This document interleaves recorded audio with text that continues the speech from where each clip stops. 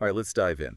Today, we're heading to Chile for a story that's, well, anything but your typical economics lesson. Definitely not. We're talking Cold War, controversial theories, and a military coup that really set the stage for, I guess, one of the most radical economic experiments, Yeah. like in modern history, right? Yeah, Chile really became like a living laboratory for this economic model that everyone's heard of, neoliberalism.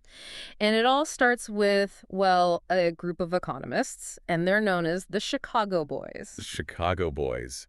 It's kind of catchy, isn't it? Like, kind of sounds like a band or something, you It know? does have a ring to it. Yeah. But their story begins back in the 1950s, University of Chicago, so right in the middle of the Cold War. And at that time, the U.S., they were trying to fight Soviet influence, right? So Yeah. they launched these aid programs that are supposed to promote, like the capitalist way of doing things. Right, right. And Chile becomes one of the places where they try to, put these ideas into practice.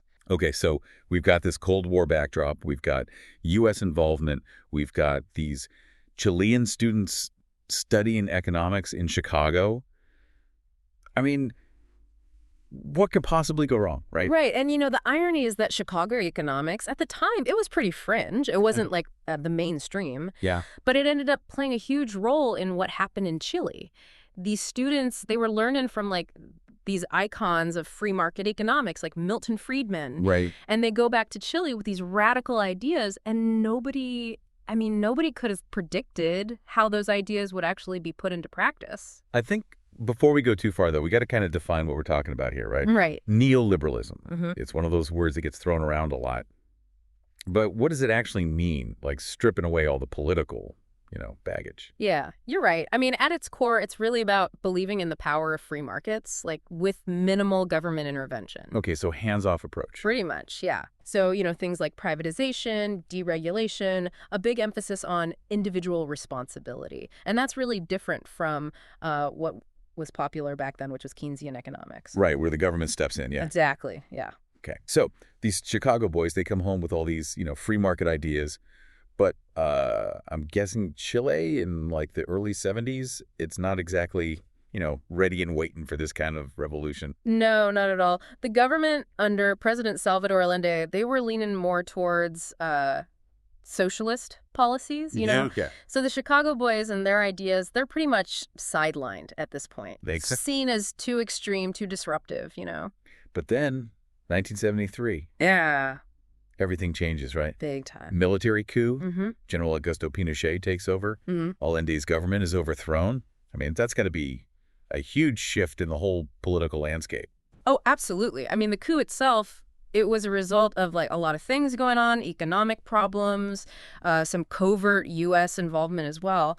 But for the Chicago Boys, it was a huge opportunity because now Pinochet, he wants to completely transform the economy. Yeah. And guess who has a plan ready to go? Well, yeah, the Chicago boys, right. Exactly. Right. And this plan, it wasn't about like slow, gradual change, right? It was shock therapy, like full throttle. Wow. They had this blueprint, and it was literally called El Ladrillo, like the brick. Yeah. This massive policy document. Just imagine privatizing state companies, like all of a sudden, slashing social programs, deregulating everything. It was a bold, really bold attempt to just break down the old system and force the country to adapt to market forces. It's, well, it sounds fascinating, definitely, but also kind of, terrifying. Yeah. What about the people, though? What happened to everyday Chileans when all this was going on? That's the crucial part. Some argue that this shock therapy, that it was necessary, to kind of shake things up and fix the economy. Right. But there's no doubt about the social cost. Unemployment, like way up. Wages plummeting, social unrest everywhere. I think it's a stark reminder, right, that economic theories, even if they look good on paper, they have real consequences for people. Yeah. So we've got this huge shift in Chilean society, the economy. The 70s are pretty tumultuous. Yeah. What happens next? Do the Chicago Boys policies, do they actually work? Or does this whole experiment blow up in their faces? Well, the results were a real mixed bag. You see, by the late 70s, Chile's economy, it did start showing some signs of life. Exports were going up, inflation was coming down, there was some positive movement. Right. And some people, they started calling it the Chilean miracle. They said, look, this is proof that free markets work. Yes, the miracle. But something tells me it's not that straightforward. Right. You're spot on. The Chilean miracle narrative, it was pushed a lot by, those who loved neoliberalism, but it kind of hit some serious issues. Like what? Well, yeah, the economy was growing, but that growth, it wasn't reaching everybody. Okay, The yeah. gap between the rich and the poor, that was getting bigger. And a lot of essential services, healthcare, education, they were privatized, which meant, if you were already struggling, well, it became even harder to get the help you needed. So even though the numbers might have looked good on paper, the reality for a lot of Chileans was pretty different, huh? Absolutely. And beyond the social cost, there were some real fundamental flaws in the model itself. Oh, really? Like what? One big one was this decision to peg the Chilean peso to the US dollar, at a fixed exchange rate. The idea was you stabilize the currency, you fight inflation. But it didn't really work out that way. I can see how that might be risky. Tying your currency to another one so closely, you're at the mercy of their fluctuations, right? Yeah, exactly. And then what happens? In the early 80s, the US dollar, it just shoots up in value. Oh, And that made Chilean exports, well, they became more expensive and imports got cheaper. yeah. And that put a ton of pressure on Chilean businesses. And it all kind of culminated in a major economic crisis in 1982. So this decision, about the exchange rate, which sounds kind of technical, I guess, it ends up having this massive impact. Totally, yeah. The 1982 crisis, it exposed how fragile that model really was. It showed that if you just rely on market forces, especially in a developing country, you can end up in a pretty precarious position. Yeah. So after this crisis hits, does it lead to like a change in thinking? Do the Chicago boys kind of have to reassess their approach? It did, to some degree. Even Milton Friedman, Mr. Free Market himself, he later admitted that the fixed exchange rate, that was a mistake. Interesting. So Chile ditches the fixed rate and lets the peso float freely. The government also starts bailing out some banks that were failing, which, a few years before, that would have been unthinkable to the real hardcore free marketers. Right. So pragmatism wins out, I guess, when you're facing a crisis like that. But then the dictatorship ends in 1990. Democracy returns to Chile. What happens to the Chicago boys' legacy under this new system? Do the new democratic governments just dismantle everything? And that's where it gets really interesting, because the economic model that was put in place under Pinochet, it sticks around with some changes, sure, but the core of it remains even under the democratic governments that come after. There's this coalition of center-left parties, they're called the Concertation. They take power and, they're critical of what happened, the social cost, but they also recognize that the economy's doing okay, there's some stability, there's growth. It's kind of surprising, isn't it, that a center-left coalition would keep policies that were basically put in place by a dictatorship. Yeah, it is. But they kind of went for this approach. It was like pragmatic neoliberalism. Okay. They expand social programs, they put more money into education and healthcare, but they don't completely undo that market-oriented structure. The privatized pension system, for example, that stays. So it's like they're trying to find that middle ground, I guess. Yeah. Economic growth, but with some attention to, the social side of things. Does it work? That's the million-dollar question. Chile's economy keeps growing under the Concertation. It does better than a lot of its neighbors in Latin America. Yeah. But inequality, that stays a big problem. It doesn't really trickle down, A lot of Chileans, they're still feeling left behind. High cost of living, low pensions, and a system that still seems to favor the wealthy. So even with democracy back and some efforts to soften the blow, you could say that the Chicago boys experiment, it still casts a long shadow. Oh, Really. absolutely. And all that discontent, that simmering frustration, it eventually boils over. 2019, it all starts with something that seems kind of small, a hike in subway fares. And that triggers these massive protests that just spread across the country. Wow. And these protests, it's mostly young people leading them, and it becomes clear this isn't just about the price of a subway ticket. This is about something much bigger. Yeah, it sounds like it's about decades, really, of built-up frustration with the system, the inequality. Exactly. It was a reckoning with the legacy of neoliberalism, its impact on Chilean society. And these protests, they force the government to really confront what's wrong and to start thinking about some fundamental changes. So this is a real turning point in the story, I guess. Chile has to grapple with its past and decide what kind of future it wants. Yeah, it does. Okay, so we've got these huge protests, right, happening in 2019. It's a pretty clear sign that things need to change. What happens? I mean, do these protests actually lead to any real changes in Chile? They do, actually. Even though the protests were often, pretty chaotic, they definitely created this undeniable pressure for change, right? it became clear that Chile needed to have a serious conversation about, what kind of society they wanted. So what happens? How does that conversation even begin? Well, in a pretty democratic way, the government, because of all the pressure from the protests, they agree to have a referendum on whether to draft a new constitution. A new constitution. Yeah, and the answer, a resounding yes. Wow, that's a big deal, right? Like, what's the point of this whole new constitution thing? The goal was to try to get to the root causes of all this anger and discontent that had been building up for, decades.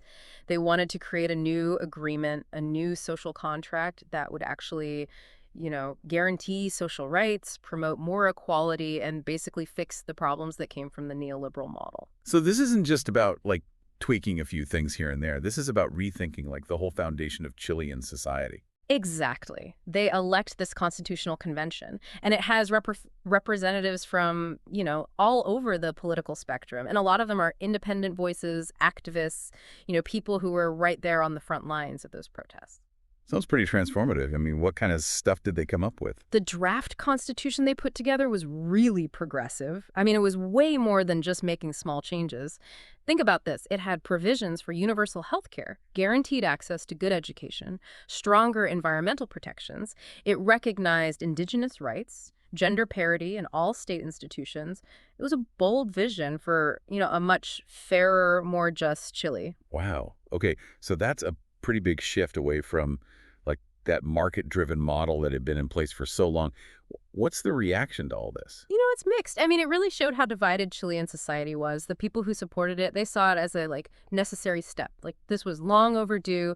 We need to move towards a future that includes everybody, that's sustainable. But then you have the critics who say, no, no, no, this is too much, too fast. It'll mess up the economy, and it doesn't represent what most Chileans actually want. So the country's at a crossroads now, Yeah, like a fundamental choice about what direction they want to go in. exactly. And in September 2022, they put it to a vote.